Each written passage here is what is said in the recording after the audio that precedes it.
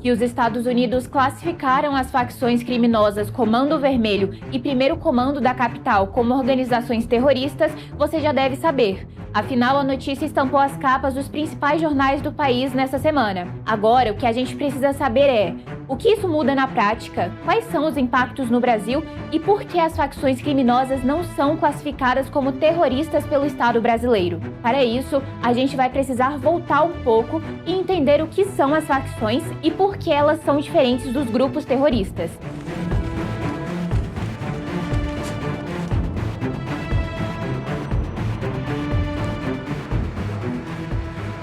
Vamos lá. Ainda não há uma definição internacionalmente consensual do que é terrorismo. Então, cabe a cada estado designar os critérios para classificar os grupos como tal. Aqui no Brasil, a principal diferença é que as facções são classificadas como organizações criminosas que agem por interesses econômicos, com alto poder bélico, divisão de tarefas, participação do poder público e até mesmo domínio de espaços. Já a organização terrorista é diferente, ela age por motivação ideológica. Terrorista é uma organização de extermínio, uma prática de extermínio. Então, uma prática de extermínio pressupõe uma atuação, por exemplo, militar de combate. Aqui no Brasil, essa distinção é estabelecida pela Lei Antiterrorismo, que também diferencia as organizações pela motivação de seus atos e pela finalidade de suas estruturas.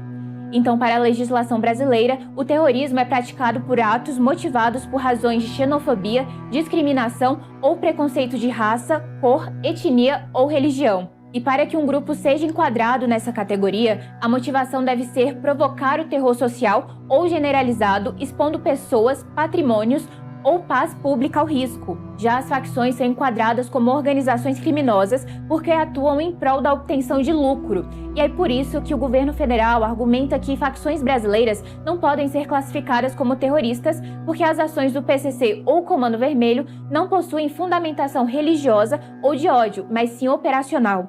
Já para os Estados Unidos, somente a existência de uma rede criminosa que ultrapassa as fronteiras e possui atuação internacional e que seja estruturada em um grupo propriamente dito, já se enquadra como um grupo terrorista que supostamente coloca a segurança pública do país em risco.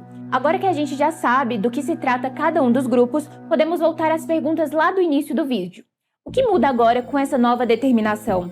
Então, essa designação ela vai afetar o cenário prático e geopolítico da seguinte maneira. O primeiro ponto é uma asfixia financeira. O que é isso? O Departamento de Tesouro, e o FAC, que é o Escritório de Controle de Ativos Estrangeiros norte-americanos, eles passam a ter aqui no território nacional uma base legal para monitorar, congelar contas e punir esses indivíduos ou empresas que mantenham qualquer relação comercial com os integrantes das facções. Depois o impacto que é gerado nas empresas. Então, as empresas brasileiras e internacionais que operem em áreas denominadas pelo crime organizado, eles podem enfrentar riscos, sanções e problemas de conformidade, que é aquilo que nós entendemos como compliance. Um outro ponto em que essa designação pode impactar é nas sanções diplomáticas.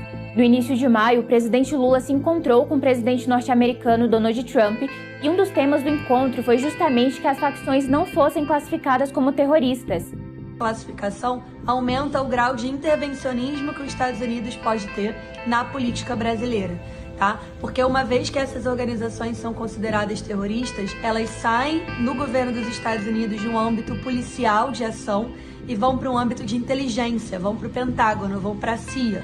Isso porque na última semana o senador e pré-candidato à presidência da República, Flávio Bolsonaro, também se encontrou com Trump e afirmou que esse tema foi tratado entre eles sob a articulação do próprio Flávio. O senador, que é o principal rival de Lula na corrida presidencial, tem defendido a medida como forma de melhorar a segurança pública e tem criticado a postura contrária do governo. E não dá para ignorar uma grande questão desse ano, as eleições. O Metrópolis vai continuar acompanhando essas medidas, então continue acompanhando para saber mais.